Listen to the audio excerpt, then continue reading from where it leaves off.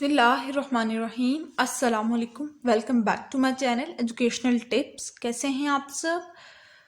ठीक ठाक होंगे। तो आज ही हम पढ़ने जा रहे हैं न्यू ऑक्सफोर्ड मॉडर्न इंग्लिश, और आज ही हम पढ़ने जाएंगे इसका पहला यूनिट नंबर 1। और यूनिट नंबर 1 है जी पेज नंबर 2 पर। पेज नंबर 2 आप सब बच्चे खोल लीजिए और पेज नंबर 2 पे देखिए। यूनिट नंबर 1 है the world in a wall, यानी कि एक दीवार के अंदर ही, एक आम सी दीवार के अंदर ही, यानी कि जिसको हम लोग अपनी वॉल भी कह रहे होते हैं, ठीक है, उसके अंदर ही पूरे की पूरा उसने अपना दुनिया के मंजर बताया हुआ है। उसने उस वॉल को अपनी ही दुनिया करार दी है कि वो वॉल, वो दीवार जो है वो मेरे लिए मेरी दुनिया है। ठीक है, उसने उसके अंदर अपनी हर ज़रूरत का सामान रखा हुआ है। हर उसने जानवर, उसके उस घर के अंदर जानवर भी हैं और वो खुद उसकी फैमिली भी रहती है। तो सारा आपको एक जो इसके अंदर आपको रीडिंग है, सारा उसके अंदर इसके बारे में बताया गया है कि उसको किस तरह से क्या क्या बयान करता है। और चलिए अब सबसे पहले आप लोगों को ये वर्ड्स टू नो आप लोगों को पढ़ा दूँ मैं, उसके बाद फिर हम लोग रीडिंग करते हैं। ये कुछ मुश्किल अल्फाज हैं जो कि आप लोग अगर आज पढ़ लेंगे तो आसानी होगी। आगे जाके पढ़ेंगे ना तो बड़ी क्लासेस में तो आप लोगों को थोड़ा सा मुश्किल पेश होगी। क्योंकि आप लोगों के पिछले कॉन्सेप्ट्स क्लियर नहीं होंगे। तो चलिए अब ये वाला शुरू करते हैं। तो जी हमारे पास फर्स्ट वर्ड जो है, हमारे पास पहला वर्ड वो है उसका, वो है बल्बस। बल्बस का मतलब होता है बुलबुले जैसा।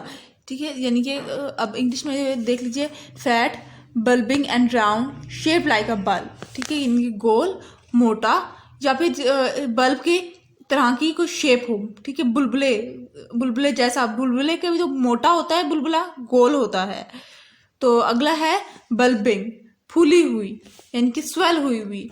स्वेलिंग आउटवर्ड, बाहर की तरफ निकली हुई। सकिंग आउट, यानी कि बाहर की तरफ निकली हुई।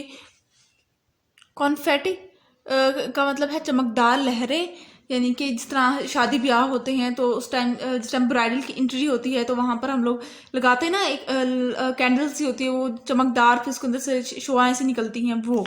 Small pieces of coloured paper traditionally thrown on birthday and marriage ceremonies. ठीक है, अक्सर हम लोग केक्स के ऊपर भी लगाते हैं, शुआएं से निकलती हैं उसके ऊपर। ठीक है, तो हम वो कुछ पार्टी पॉपर्स लाइक होती हैं। ठीक है, वो बात की गई है। उसके बाद है नेक्स्ट वर्ड डॉडलिंग, देर लगाना, यानी कि काफ़ी घंटे लगा के आना। ठीक है, बीइंग स्लो, काफ़ी देर आहिस्ता आहिस्ता करके कोई काम करें तो काफ़ी देर हो जाती है। ठीक है, उसको कहते हैं हम डॉडलिंग। फिर आ जाता है इंडेप्चर्ड। इंडेप्चर्ड का मतलब होता है नहायत खुश, बहुत ज़्यादा खुश होना, कोई ऐसी बात सुन लेना। अब ईद आ रही है तो हम सारे बहुत एक्साइटेड हैं, बहुत खुश होते हैं हर कोई कि हाँ जी ईद आ रहा है, खुशी का मौका आ रहा है।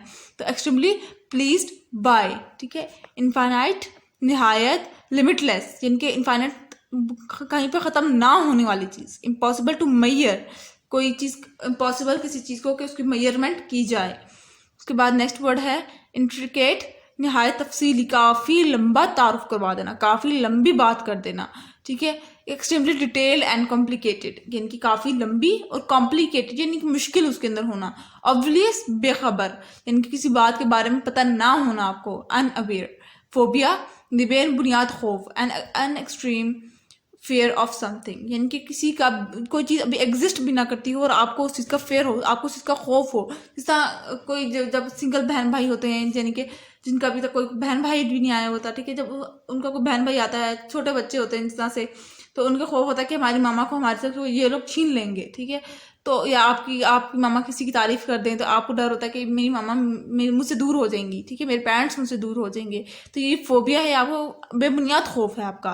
प्रेडेटर्स, शिकारी, and animals that hunts and kill other for food, एक वो एनिमल जो कि दूसरे इंसानों, दूसरी चीज़ों का, दूसरे एनिमल्स का खून करता है, उनको मारता है, उनका शिकार करता है ताकि वो उसको अपने खुराक बना सके, ताकि वो उससे एनर्जी हासिल कर सके। क्रैश, कुचल देना, यानी कि रिजेक्टेड और स्टॉप्ड। रैपिडली, तेजी से। मूविंग और रिएक्टिंग विद ग्रेट स्पीड, यानी कि आपने तेज से चलना या किसी चीज़ पर तेजीली रिएक्ट करना।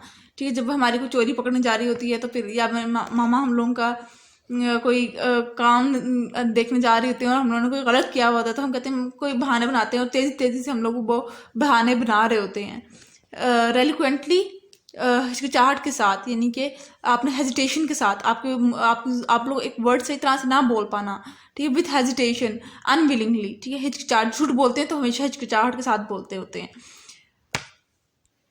रिपरकशन, नतीजा यानी कि किसी चीज़ का नतीजा आ जाना, एन अनटाइटेड और unwelcome consequence of an event और एक्शन, नतीजा आपका रिजल्ट आना, ठीक है।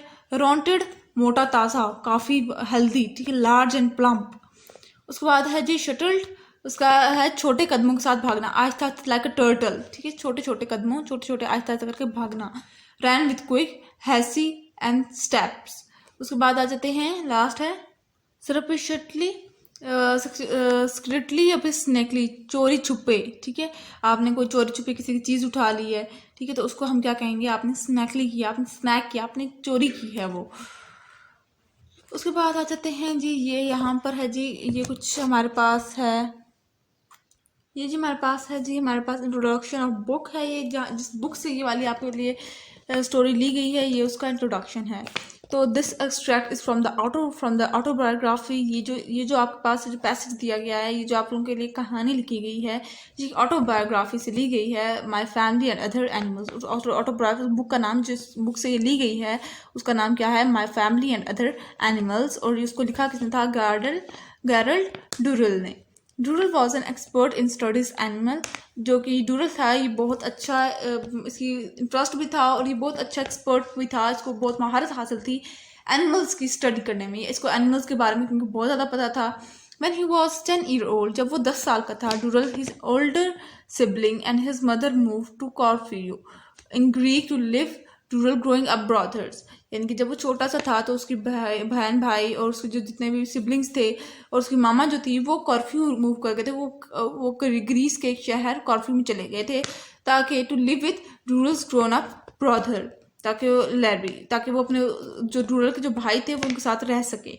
I was here that rural begin to collect and keep animals as pet. अब उधर जाके डूरल ने क्या करना शुरू कर दिया, डूरल ने मुख्तलिफ तरह के एनिमल्स के बारे में इंफॉर्मेशन कलेक्ट करना शुरू की, मुख्तलिफ तरह के एनिमल्स को अपने पास एज अ पेट के तौर पर पालना शुरू कर दिया।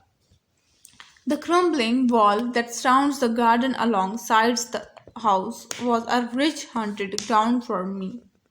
अब वो इसमें कह रहा है कि वो जो उसके घर की में जो एक लड़खड़ाती हुई वो जो दीवार थी जो कि उसके गार्डन के साथ लगती थी, वो उसके लिए एक बहुत अच्छा जरिया थी शिकार करने के लिए, ठीक है। क्रम्बलिंग वॉल का मतलब होता है यहाँ पर लड़खड़ाना, क्रम्बलिंग लड़खड़ाना, लड़खड़ाती हुई वॉल, ठीक है, लड़खड़ाती हुई दीवार। It was an ancient brick wall, जिनकी ये बहुत पुरानी एक ईंटों से बनी हुई दीवार है, that has been plastered over, but now this outer skin was green with mosses, bulging and sagging with the damp of many winters, ठीक है। अब वो कह रहे हैं कि काफ़ी जो ये वाली जो दीवार है ये काफ़ी पुरानी पत्थरों से ईंटों से बनी हुई है और उसके ऊपर से प्लस्तर हुआ है, ठीक है। और उसकी अब वो पुरानी है, रिकवर भी नहीं की किसी ने, अच्छी तरह से देखभाल नहीं की थी दीवार की, ठीक है, उसको साफ सुथरा नहीं किया, तो जिसकी वजह से अब उसके ऊपर फंगस, गंदगी चमकना साफ वाजे होती है गंदगी लगी हुई, उसकी आउटर स्किन बहुत गंदी हो गई है, उसकी आउटर स्किन पे मॉसेस हैं, बल्गिंग हैं, सैग्स हैं, ये सारे जर्म्स के बैक्टीरियाज के नाम हैं, with damp of many winters, यानी कि खड्डे भी हैं उस दीवार के अंदर सर्दियों की वजह से।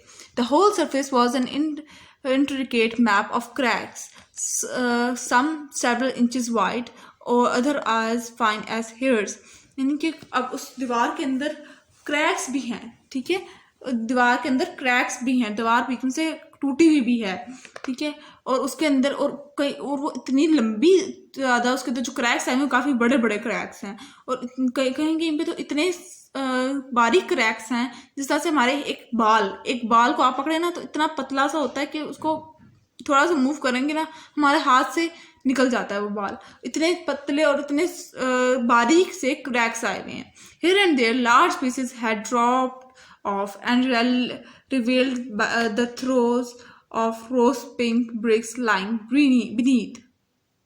अब उसके जो अब उस दीवार के अंदर इतने ज़्यादा क्रैक्स, इतनी ज़्यादा डैमेज हो चुकी थी दीवार, जिसकी वजह से उस दीवार के जो चीज़ें थी, जो अंदर मटेरियल डाला गया था, ठीक है, या उसके अंदर का जो ईंटें वगैरह और जो सीमेंट वगैरह है वो भी बाहर निकलना शुरू हो गया था, और इस तरह लग रहा था जिस तरह दीवार अपने अंदर से पिंक कलर के रोज की तरह के ब्रिक्स यानी कि ईंटों को बाहर निकाल रही है।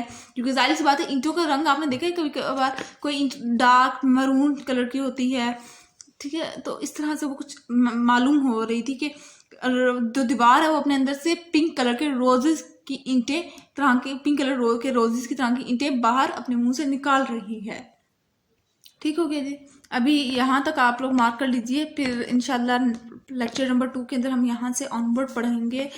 और आज के लिए बस इतना ही, अभी याद कर लीजिए आप लोग भी, और मुझे दीजिए इजाज़त। दुआ में याद रखिएगा। जाते जाते चैनल को मत सब्सक्राइब कर दीजिएगा, वीडियोस को लाइक कर दीजिएगा, और बच्चे ये वाले वर्ड्स सुनो ज़रूर याद कर लीजिए। आई रिक्वेस्ट यू प्लीज़, ये पेपर में मस्ट आते हैं, ठीक है, मस्ट आएंगे। वर्ड मीनिंग्स तो मस्ट आते हैं, ये इंग्लिश का पेपर है, आम पेपर नहीं होता, तो इस वजह से प्लीज़ बराए मेहरबानी ये याद कर लिया करें।